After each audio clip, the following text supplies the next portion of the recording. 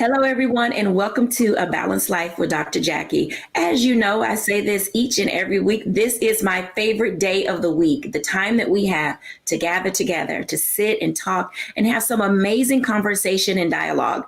And let me tell you, today is not going to be without its oohs and its ahs and its ahas. We're talking moms, all things parenting, as we come upon Mother's Day. You know, I really do think about and cherish the relationship that I had with my mom. And I know, get your tissue, grab them. It's going to be a teary-eyed day for some of us. But, you know, in other moments, we'll just sit and talk and laugh because there's so many different kinds of moms. They're tiger moms. They're helicopter moms. There's will you stay out of my business moms. There's the you're too busy mom. There are just so many kinds of moms. And of course, we're going to celebrate those women in our spaces, our grandmothers, our aunties, our cousins, all of these women who are our surrogate moms. And oh, how we love them and the role that they play in each of our lives. So sit back, get ready for today's show on A Balanced Life as we talk about all things mommies.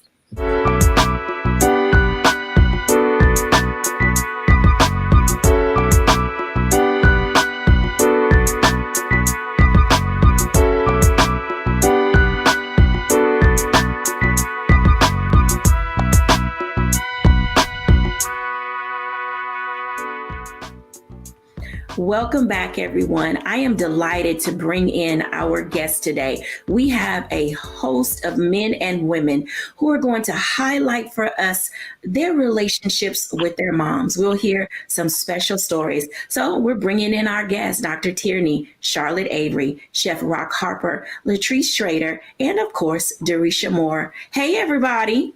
Hey. Oh my goodness. Now, let me just tell you, I get so tickled when I think about the relationship that I had with my mother. Now, my mom, for those of you who are out there may know, she passed in the summer of 2010. And it took me a while to get over it, but I'm in that space where I don't cry about it anymore. And I think that's a testament to the strength that my mom gave me. I literally tried to exemplify those principles. And as you are all thinking about the relationship that you have with your moms, I'm going to start with Charlotte Avery. She's a mom of 7 and she has an amazing mother as well. Charlotte, what are some of the things that you identify with as a mom that you got from your mom? Oh my goodness. So first of all, let me just say my mom is the best. She's like the best mom. She's the best grandma. She's wonderful. And so some of the things that I got from my mom are the fact that, you know, I'm a very playful mom. And my mom has always been very, very playful. She played with me and my brothers. She played with and even now, I mean, my mom is 74 years old and I'm so thankful that she's still living. But my mom plays with my children. She like hops on my son's bike and goes riding down the street. She's just very present. And I do my best to be very present in the life of my children because, you know, I think that it's important for me to give them my presence versus giving them a bunch of presents. Wow, I love that sentiment. Be present in the life of your children. Now, Chef Rock Harper, you have a very unique situation because you're in business with your mom. And I know that you guys have some probably wonderful, amazing father-mother conversations. How is that? You know, I'm raising a family with 3 sisters. I have 2 other sisters, so there are 3 girls. So what is it like in your relationship with your mom? Well, it's a beautiful one at the end of the day. You know, it is not without its challenges, obviously. But my mother always raised us to be accepting of the moment, right? Which comes in really handy in the restaurant business where, you know, it is what it is, what she always says. So that's a meditation or a mantra in accept it for what it is and figure out what we're going to do next. And we sort of lived our lives that way, that we have these cards and let's figure out how to play them. And she's obvious. This might be a little obvious, but she really nurtured my love of food at a very young age, not just the chef side, but just appreciating different cultures and trying different things. So we have a great relationship that still continues to this day. That's outstanding. And I know that for those of you out there who, are raising boys, Chef Rock Harper just said something who was extremely amazing in a sense that he said at the end of the day, which means there's a whole lot of stuff that goes on in the course of all of our days. But at the end of the day, the love, the nurture, the relationship, the caring, that's what we take away from that relationship. Hey, Dr. Tierney, how are you doing? I am doing wonderful, Dr. Jackie. So what kind of characteristic do you have that you believe you got from your mom? All of them. It's funny. I say that and I chuckle because it's like the older I get, the more and more I can see my mom, So I grew up with a village of moms, from aunts who say that I was their first child to my grandmother who was just the most nurturing, mom ever. And then my actual mom, who was a single mother, and she worked so hard, to provide for me. And so the running joke with us was that I looked like my father, but that my personality and my temperament was like my mom. And so I would ask, no, it's not. No, it's not. Well, there are so many times now where I will say something and my husband will look at me and go, that's your mama. You sound just like your mama. That you're holding your hands just like your mama. You hold your purse just like your mama, or you're walking just like your mama, or, and I'll just catch myself just doing little things or saying little things or making up silly songs as I'm walking around the house or, just little things that my mom, will say, or even when I'm talking to people, the number one thing she would always say, everything done in the dog don't come to the light. And so I hated it when I was growing up, like, but now I say that all the time, so it's just amazing how as I have grown and matured, I'm turning into my mom. I'm like that commercial, they say you turn into your parents, that's me all day long. I can tell you that we probably all can identify in some of those ways. Now, we have two very special people joining us today, and I am always thrilled to talk to good people. And you guys know Derisha Moore of ABCD and Company. And then we're also inviting today Latrice Schrader into our space. And later on in the show, I'm going to have a one-on-one with each of them. But for now, I just want you to hear a little bit from Latrice about her character traits that she believes she has from her mom. Well, one thing's for sure is I am organic like my mom. I didn't recognize until I was older that a lot of things she was teaching me was organic, making home meals for my family from scratch, being in the kitchen with her. One of the biggest tools or the things that she exposed me to and implanted in me was being a Christian. And that has gauged how I navigate life. And it's been very, helpful with my kids and how I raised them up. But I am my mom because I'm a hustler. She was a hustler. She wouldn't be broke. If there was a picture she could take off the wall to sell it to make some money, she would. She had us hustling and she taught us how to hustle so early on. So I take my mother's hustle spirit. I take her just creating a home for my kids' spirit, making meals for them, and just providing a comfortable space for them. So I, appreciate my mom. She's no longer here, but I appreciate all of the things that she taught me without me even realizing she was teaching me those things. By just being around her every day and in her presence taught me more than anything that she could have ever conveyed to me verbally. So I try to do the same thing with my children, just have them in my space because there's so much to learn just from being around, your mom or your parents that you can just pick up on without them communicating it. So I took those things from her. And I don't know if that was her thought pattern in doing those things, but I learned a lot from just being in her presence. I'll tell you, you said a word there because definitely more is caught than taught. Oftentimes we don't identify readily that we're modeling certain behaviors and actions and attitudes. And then all of a sudden you see your little person doing something that you did and you're like, who taught that child that thing? And sure enough, we picked it up from some place, where they have seen us or other adults around them. Hey, Derisha. Hey. How are you doing today? I am awesome and glad to be here. I am excited that you are here. Now, I know that I'm going to talk to you a little later on in the show and we'll get into some other things, but what are some of the character traits that you see as a young woman that you gleaned or that your mom taught you? So I would say for my mom and I, we are both extroverted. We love people. And I remember when I was younger and we would just walk around the neighborhood or we'd go somewhere and everyone knew her name.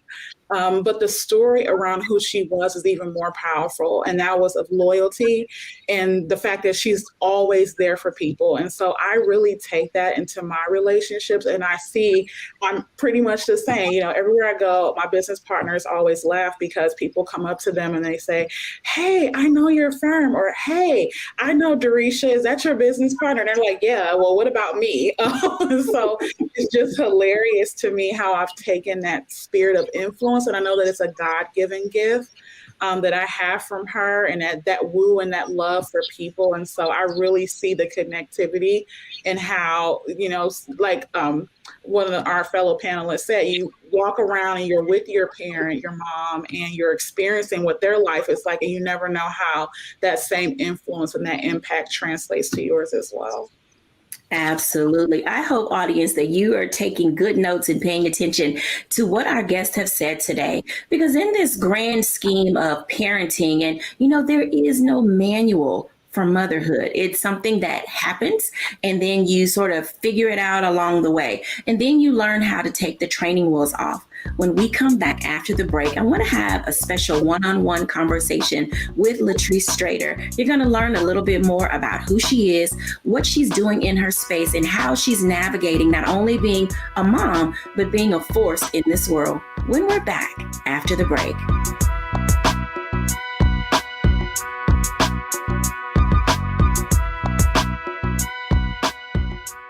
Don't you think it's time to get wealthy?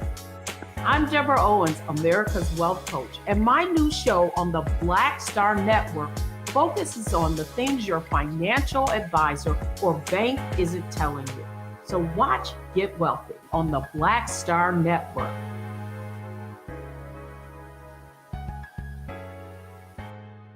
Pull up a chair, take your seat. The Black Tape with me, Dr. Greg Carr, here on the Black Star Network. Every week, we'll take a deeper dive into the world we're living in. Join the conversation only on the Black Star Network.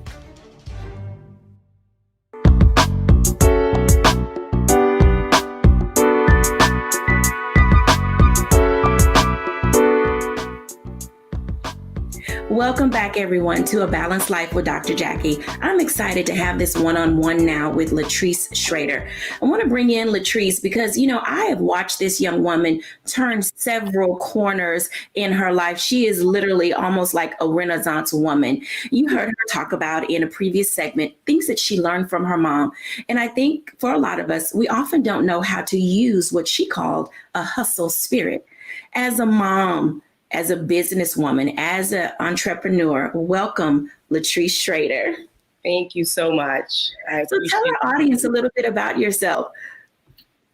Well, I am Latrice, as she introduced. I am a hairstylist.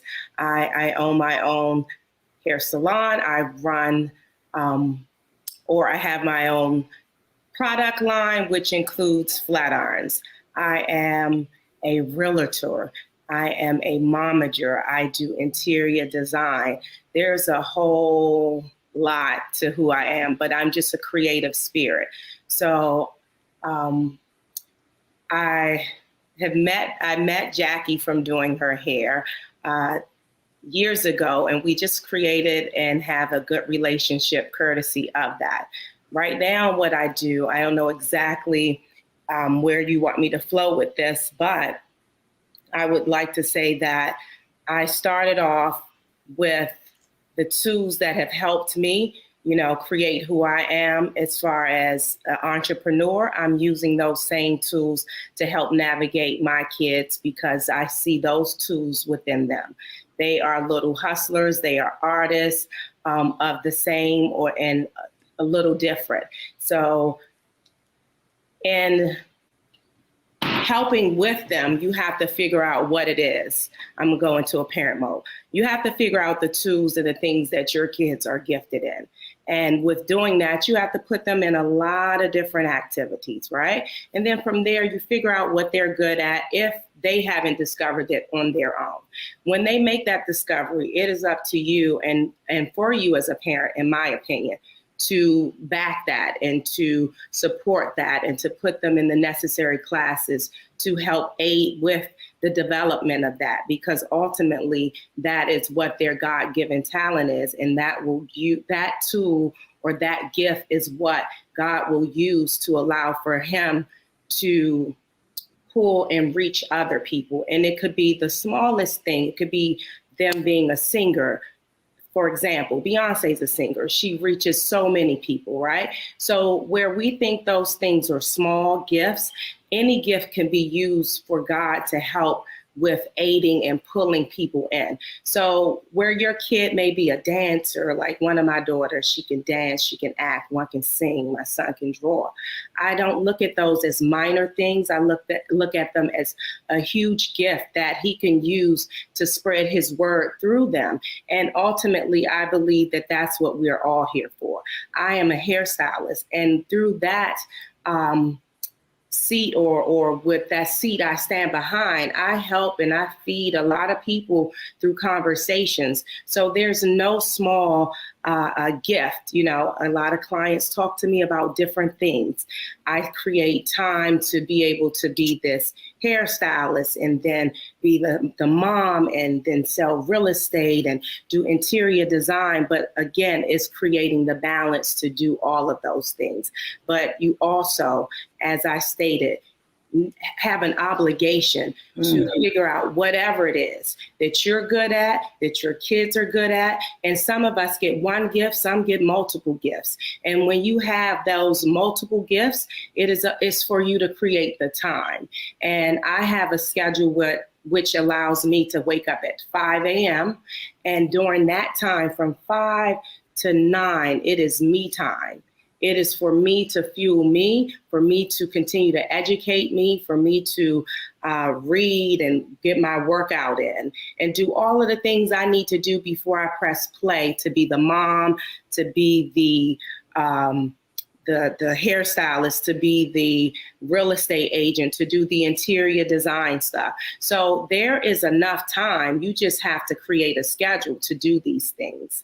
And so I think we owe it to ourselves to make sure that we create the time in every day to feed us, because otherwise we will deplete ourselves and we will just be operating in the spirit of helping others and not ourselves. And then you become drained and burnt out, and you don't want to ever get to that point. So I would say, in creating a balanced life, figure out that time where you can do 2 hours or hour, if that's all you can do, to just fuel and feed yourself so that you can continue to feed others and the world. Because if you're depleted, then how can you be used? You can't. Some great statements there, because having a schedule is important, and making certain that you have time for yourself is important, because you do give a lot. You pour so much into so many people, because even just sitting in your chair as a stylist, you're getting coaching, you're getting laughter, you're getting to wind down. And so you do, as you said, you feed people, you give so much of who you are to other people. And I'm glad that you mentioned for our audience the time that you take for self. Because, you know, you're not being selfish to wake up early and want to have that quiet time, because your body deserves that. Your mind needs it, so that way you can pour out as much as you do. Now, you recently did something that a lot of people only dream of, and I think that it's very exciting. And you guys, when I tell you what it is, you're going to be like, okay, wait. So she's owning her own hair business. She works with some of the most amazing people in the industry in that space. She's, you know, got her kids, you know, graduating out of Duke Ellington School of the Arts, and they're in their own right doing plays and music and graphic design and so many things. But you recently took the time to go on a game show. Now, but how in the world, with your schedule, did you to get on a game show and then do the most unthinkable thing in the end of it? Please share. So my daughter, the oldest, she graduated from Berklee School of Music, and she came home and I decided, oh my gosh, I got to have this party for her, a celebration. This is a huge accomplishment. She has a double major for songwriting and music business. And I'm in my back room that you can see back here, and I'm watching Wheel of Fortune. That is my thing, right? Since I was little, watching it with my parents. And my kids hear me yelling at the television all the time. They're like, Mom, just go on the show, audition. Because I'm back there solving puzzles, yelling at the people. So I said, you know what? I'm not doing this. I'm going to get on there. I'm going to choke. But my daughter comes down this night after her event for her graduation celebration. She says, Mom, audition. So I said, you know what? Whatever. Shortly after she said that, Pat came on and he said, now easier than ever to audition for Wheel of Fortune. And I said, okay, well, let's see, because that must be a sign. So shortly after, they put up a link. I go on to this link, which is wheeloffortune.com, I believe, from what I recall. And when I clicked on it this time, it was easier to actually navigate and figure out how to get on the show because I had checked prior. So when I looked, it said do a minute video. It said do the application. So I do this video with Snapchat because it put the filter on me, right? So I didn't have to get up and put any makeup on. It just didn't give me an excuse to not do it. So I recorded, I stopped at a minute, like spot on. So I uploaded that, put the application in, sent in my group chat to my kids that I had submitted. And maybe a couple of months later, my kids asked me, well, Mom, what happened? I said, I don't know, maybe they didn't pick me. A few weeks after that, my mom passed on August the 8th. So I celebrate her every August 8th. On, I believe, the 10th or the 11th, I received notification. Now I'm at a dinner with my girlfriends and I'm complaining to them that I have to call Comcast because my Wheel of Fortune segments are not recording on my DVR. So they think it's not that serious, but it's that big of a deal for me. The next day, which I believe is the 11th, I received an email stating that I had a Zoom audition for Wheel of Fortune. Congratulations. And I'm like, oh my gosh, wait a minute. They have selected me. I'm not out the window, right? I'm not out the loop. So I had that audition maybe 2 weeks prior, and it was an audition actually with another potential contestant, and we saw puzzles. We went in separate rooms. We had to do puzzles on our own. And from there, maybe a couple of weeks after that, I was selected, which was shocking for me because now I have to face all of these fears of, oh my gosh, if you get on there, you may choke, because I've seen people do it. And I know that they have to know these things and they're doing well at home, but it's the pressure of going on the show. So now I get this opportunity to go, and it's Secret Santa week. And I'm like, oh my gosh, that's a big week. So whatever I win on this show, a contestant can win, because now it's more pressure. I'm like, oh my gosh, I don't want to get the consolation prize of $1,000. So Latrice, you got to bring your A game because you want someone else to be blessed at home. So I get the date, I fly out. With all the COVID stuff, it's a little extra stressful because you have to get the test to get out out of DC. Honestly, they wanted to make sure I didn't have COVID. Took it once I got there the day before the show. Now it's the morning of, but let me not speed past this portion. The day I took my COVID test for the show in LA, I met a lady named Peggy. My mom's nickname is Peggy. And for some reason, I was like, oh my gosh, this is like my mom being right here with me. And me and this lady, we kicked it off, and she brought me some comfort for some reason. And we talked, and in her conversation, I was unsure if I was going to go walk that day or if I was going to go back to the room and study and get more prepared, because I was nervous. I was so nervous. I've never been that nervous in my life. I was eating Tums. I've never eaten Tums. Went through a bottle of them in like 4 days because my stomach was flipping. And I thought that, I thought maybe I was lactose or something. I said, maybe it's the milk. I couldn't figure it out. But all along, it was the whole being selected for this show. So now that I'm on the show, it's the morning of, and I'm like, you got to do this because all of the encouragement and all of the pushing and the backing that I have done for my kids, I couldn't be the one that backed out, right? And now my kids are rallying for me the way I rally for them. They're sending me text messages, Mom, you can do this, you got this, because they know I'm nervous, right?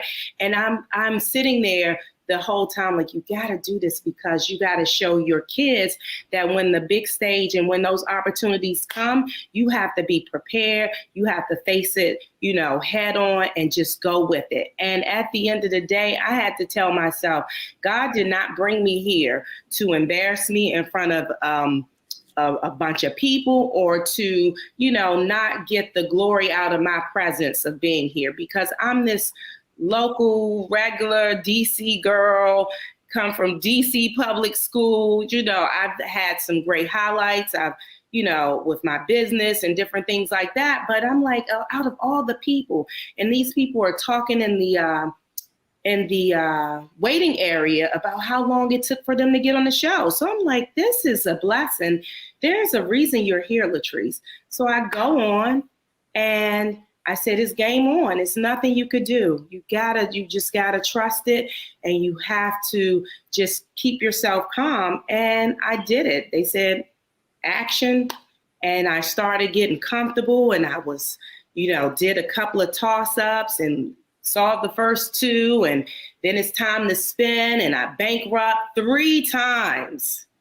3 times, which is throwing me off. So, and I'm so competitive. So now I have to still stay in faith because I have to know that I already see myself in the winner's round. So in order for you to get there, you have to continue to pursue at a level of, I know that I'm supposed to be at the bonus round. And I kept going and kept going. And here we come. Here's the prize puzzle. And I land on the Express, which was the game changer, because now I don't have to touch the wheel at all, because the wheel is not my friend today, because I have 3 bankruptcies. And I totaled up maybe an extra $13,000 just for the letters and solving. And then I won the prize to Disney, a Disney vacation, which took that one round up to, I believe, about almost $20,000, which put me in the winner's seat, essentially. And so for someone to catch me, it could happen, but it was kind of unlikely, but I've seen it happen before. Now I get to the next puzzle. I do the pop-up. I'm really confident now. Now the other 2 come, the other young lady, she solves those. And here's the puzzle right before the bonus round. And I get there and I have all the letters in front of me. This is being overconfident. And I read the puzzle and I read it wrong. I have like every letter in the puzzle except for one. And I read it wrong. But that had to happen to me so that I can calm down. And when I got to the bonus round, this is how I knew it was all orchestrated by God. Prior that morning, the show starts prepping at around 7 a.m. I was speaking with someone in the audience. I don't know who it was, but I said, this is like the Super Bowl. I said, the kicker can kick the field goal for a regular game very easily. It's a no-brainer. I said, but when the Super Bowl takes place, that same 20-yard kick is very, very tough. I said, this is like me kicking the field goal. I kid you not. My bonus puzzle solve is kicking a field goal. I couldn't believe it. So is this like the final round where you are winning everything? I've won everything. I'm going to the final round. My choice is fun and games. So tell us how this ends. as we prepare to wrap up this segment? What happens? I know the audience is waiting. They want to know. We haven't seen the show. We haven't told anything. So I get to the bonus round and I win $39,000 for this one puzzle. And you couple that with what I've already won, and I've won a total of $62,000. I think $399. I kicked the field goal and I won the entire show. And I was the first person to win the show for the entire day. It was 2 shows taped prior to me. So I was the first person to win everything. That's super exciting. I love the way that you've given us this story. As we prepare to go into our break, you not only won for yourself, but your tenacity and your determination and your understanding of puzzles also allowed you to win for someone else. And I think that a part of being an adult, being a mom, being a person who values life of other people, as you stated before, it gave you that extra push and that tenacity to say, I'm not just doing this for myself, but I get to bring another winner along with me so they can also have a gain. You know, Latrice, thank you so much for sharing your story. When we come back after the break, we're going to talk a little bit more about what it looks like to have people in your corner who will gauge you, guide you, and give you what you need, even when you're uncertain that you can make it. When we come back, we're going to talk for a little bit to Derisha Moore after the break.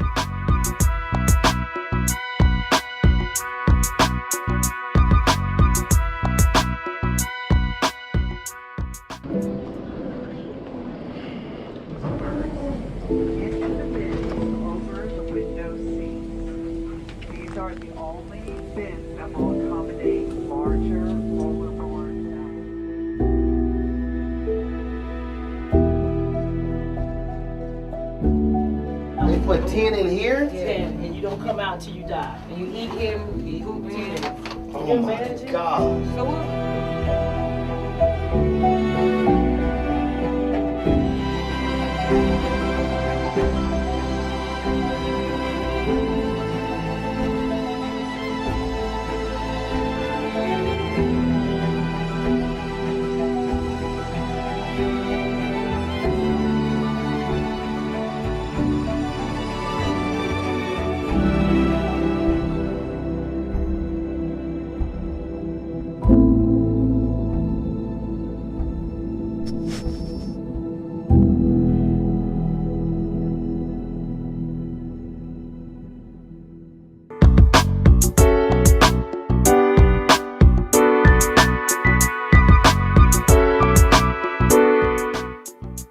Welcome back, everyone. I'm excited about this next segment that we're going to do because oftentimes people want to judge you about where you come from, about who your parents are and where you were raised. But we have a young lady that we're going to talk to now who has defied all the odds. I'm excited to talk to our friend, our frequent guest, Derisha Moore.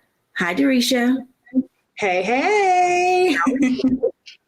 Let me just say, I'm very comfortable with the fact that you are comfortable with the questions that I'm going to ask you. Yep. Because you have a story that many people would have counted you out simply because of who your mom is. So I just want you to share a little bit about your mom and your background and highlight the amazing trajectory that God put your life on in spite of your past and your upbringing.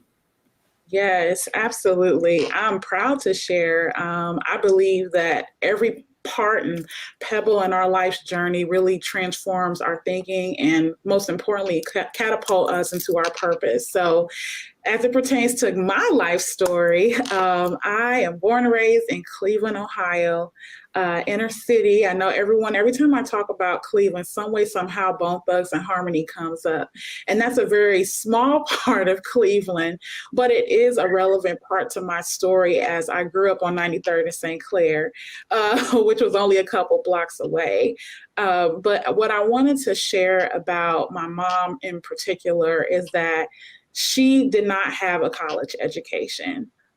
She graduated from high school. She tried college and ended up pregnant with me. And there began her journey as a mom. And so, as any mother, a single mother at that, the sacrifices that are associated with that journey, of course, she experienced, and by nature, I experienced as well.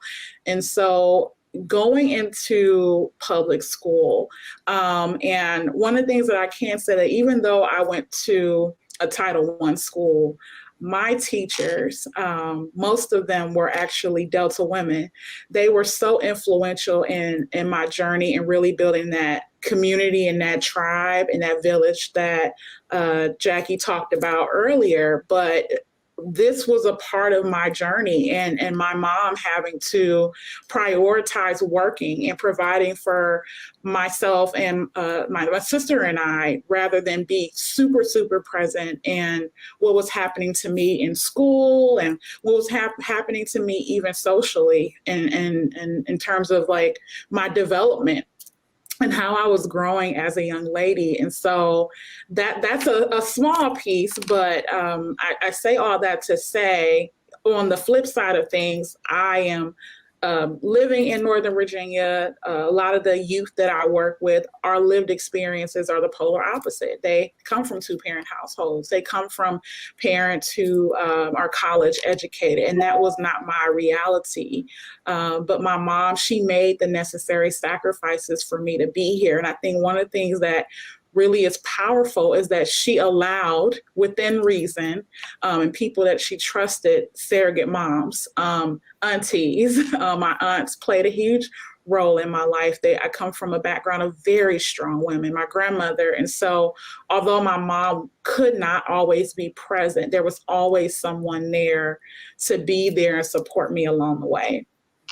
Support is extremely important when you're growing up in the inner city. And I know that our audience will be like, that's not so unique. You know, we all have something in our past or in our background, but it's those unique challenges that, you know, we always talk about this nurture versus nature. And so when we talk about these things, oftentimes your environment can be the hindrance to your progress. Can you speak to our audience, to those parents who are raising children in less than comfortable situations, who can say, you know, Theresia, you're a Gates Millennial Scholar.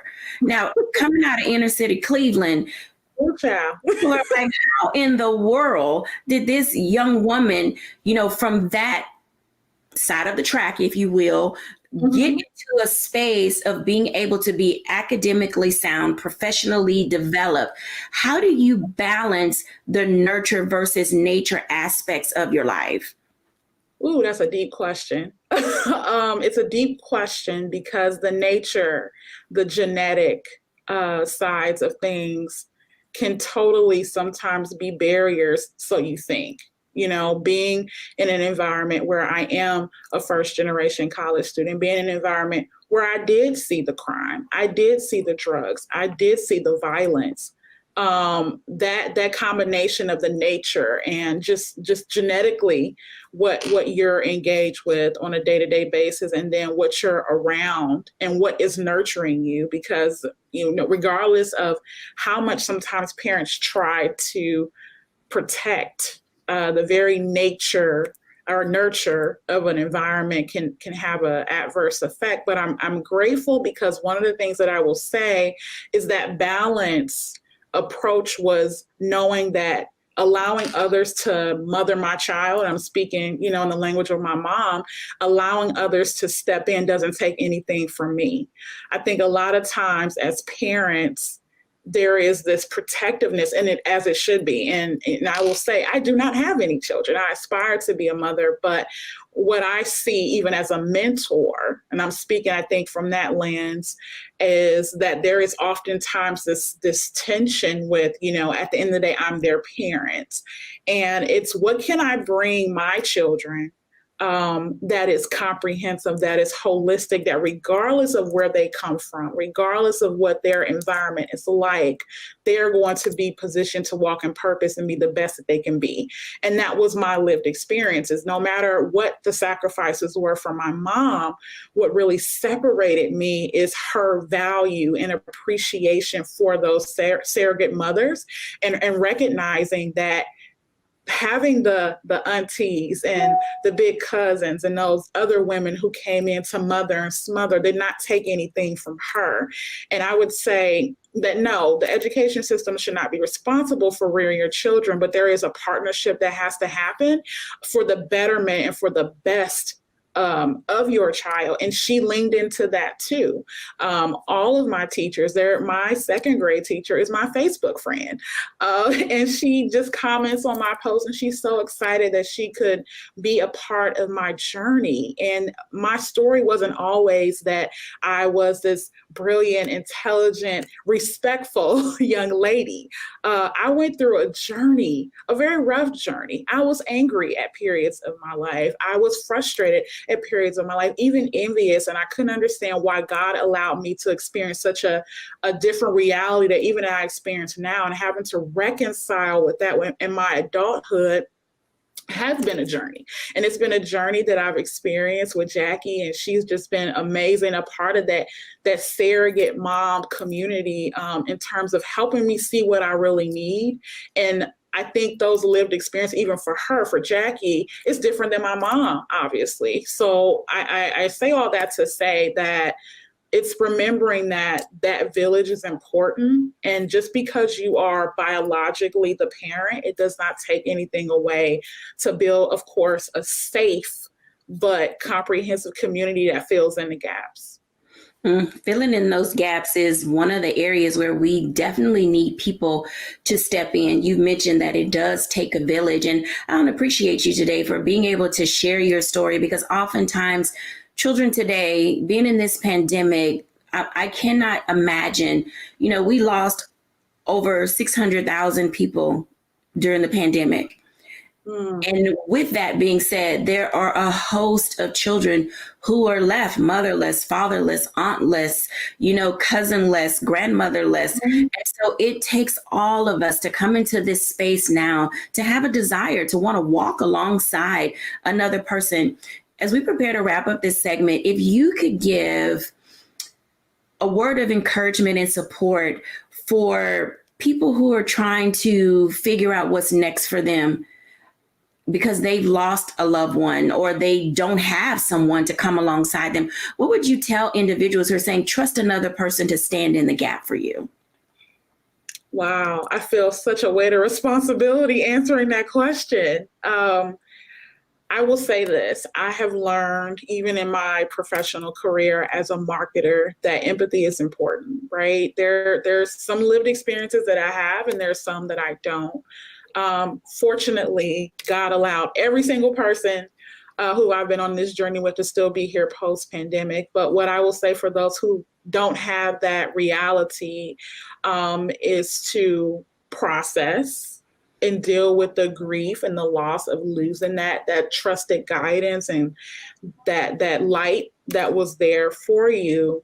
But also identify what it is that you really need, and start to open yourself up to the possibility of what that could look like as you grow and you emerge. Because one thing I do know, and not to make this a ministry moment, but I do believe that God is always preparing you for your next, and he knows the end from the beginning.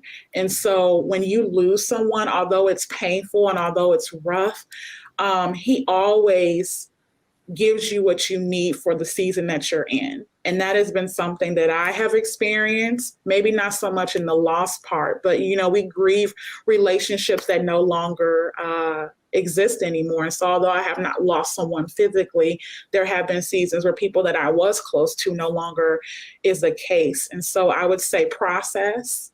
Don't be afraid to take that time to really reconcile with what has taken place, but then also open yourself up to the possibility and dig into the self-awareness efforts that are needed to identify what you need and be open to how God sends that, and not to replace what was lost, but to help you in that season. Because each season we should grow, we should evolve, we should change.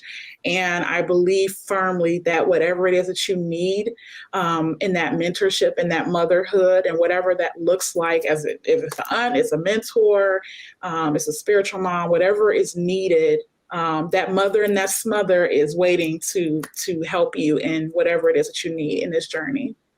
Thank you for sharing that. I want to bring in the entire group if we can, because both Latrice and Jerisha have raised some interesting points as it relates to people standing in the gap for other people. And I know that both Charlotte and Dr. Tierney have 1,000 things to say when it comes to standing in the gap for other people. Charlotte Avery. So first of all, I wish I had a Kleenex or something next to me, because hearing them was just so powerful. Everything that Latrice said, everything that Jerisha said. And one thing that Jerisha said that really, really spoke to me as a woman, but also as a mother, is that, the village is so very, very important. And, I've always known that, but even going through the pandemic, and dealing with some major turning points in my life during the pandemic, it taught me how important that village is. And one thing that Jerisha said that really spoke to me is that, everybody in the village has their role. And so sometimes when you can't, do the part that you want to play in that in your village, that there is always somebody else who can be the other side of that. And so I'm just so thankful, because we really do, as parents, we do need to say, you know what, yeah, at the end of the day, I might be my children's mom, but I also have to be aware of the gifts that God has given me in other people to help me nurture them and grow them and speak into their lives. And it is just so critical that we do lean in, and that we are brave enough as mothers to lean into the village, so that we are very clear about the fact that we don't have to have it all the way together, because we don't have it all together. And so the village is there to help us. And the village is a group of God-sent people. And so that's something very powerful that Jerisha said that sticks with me, that really resonates with me. And I'm so thankful for my village. I'm thankful that, Jacquie is a part of my village. I'm thankful for all of the women, the teachers, my mom, and the women who have been a part of my village, and even the men who've been a part of my village too. And so I thought that was a very powerful statement. Thank you for sharing that. I'm telling you, people think that African proverb is overused. And as we get older, we get into that space of saying, how do we develop the village? Dr. Tierney, I'm almost at a loss for words, simply because we get into that space of recognizing that we have to step up. And Jerisha took a pause and saying she felt the weight of having to answer that question. But as she is maturing, she's becoming a part of other people's villages.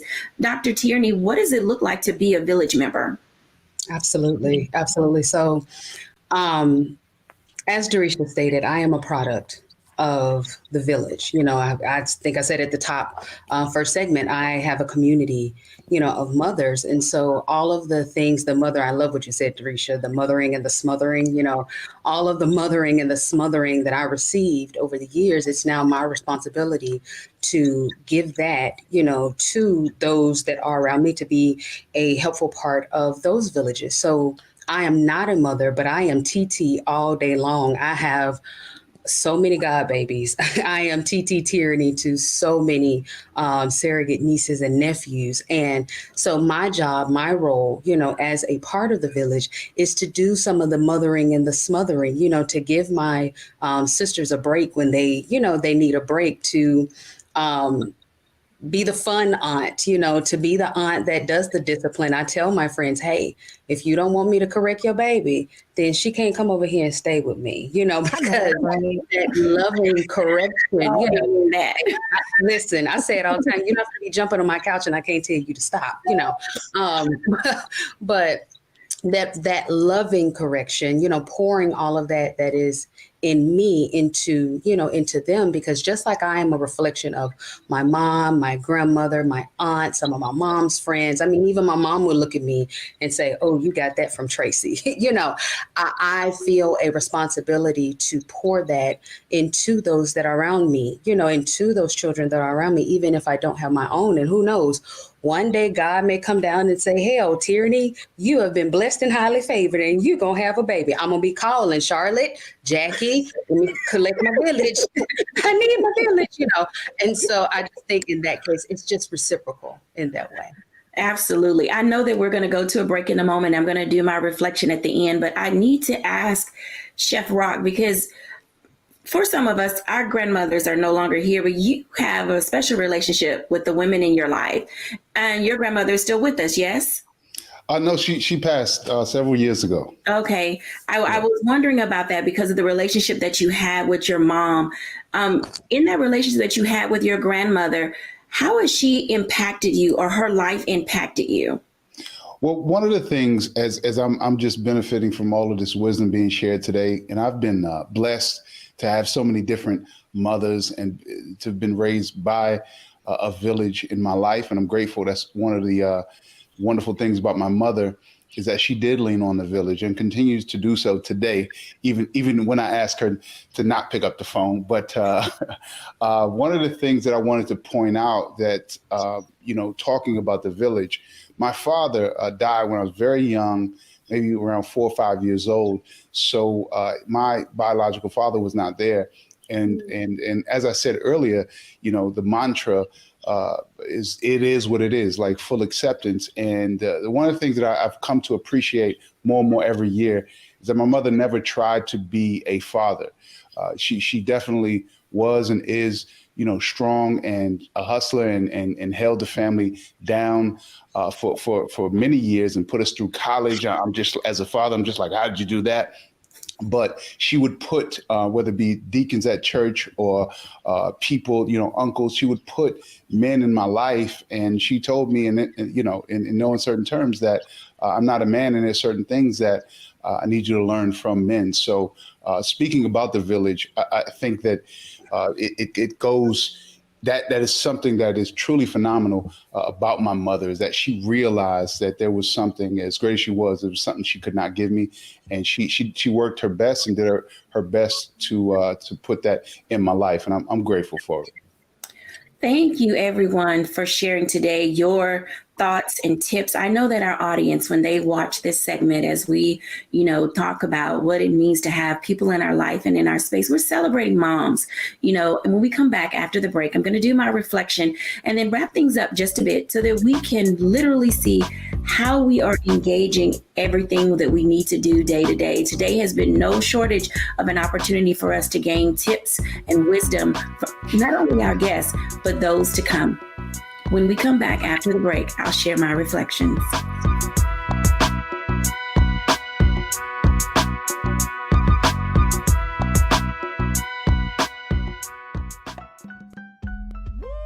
We're all impacted by the culture, whether we know it or not. From politics to music and entertainment, it's a huge part of our lives, and we're going to talk about it every day right here on The Culture with me, Faraji Muhammad, only on the Black Star Network.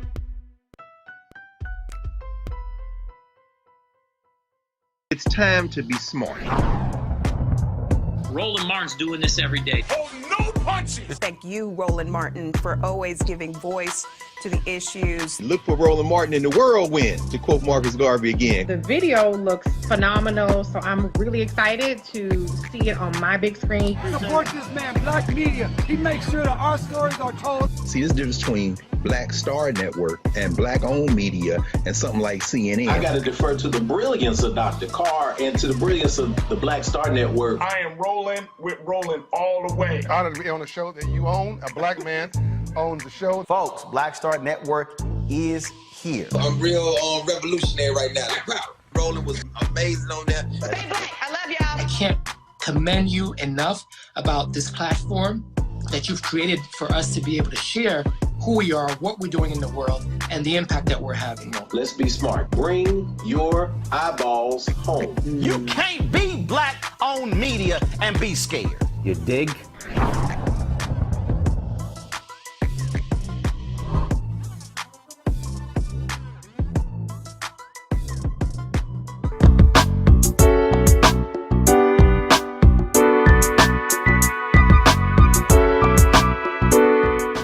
Welcome back, everyone, to A Balanced Life with Dr. Jacquie.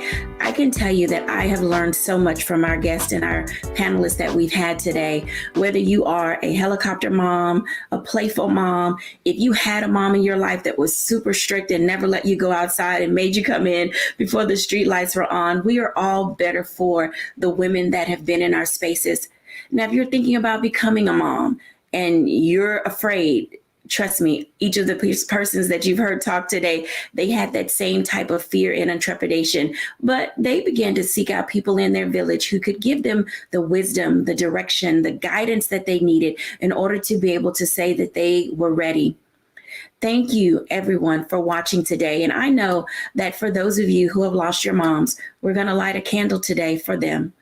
It is in the spirit of motherhood, the spirit of parenting, the spirit of thankfulness and gratitude that we light this candle at the end of our show today for all the moms who have gone, whether they passed away suddenly, whether you lost your mom during this pandemic, whether they had long-term illness and you had an opportunity to prepare. Let me just say, losing a parent is not easy.